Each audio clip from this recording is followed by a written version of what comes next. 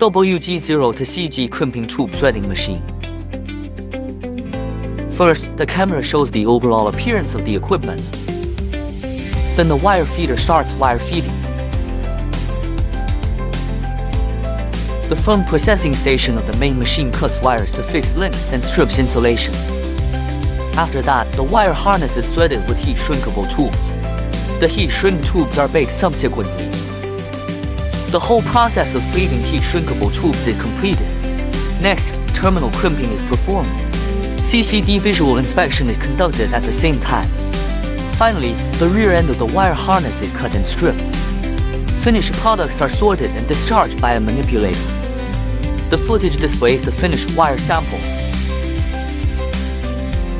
The crimping between terminals and conductors is complete, undamaged, and firmly pressed.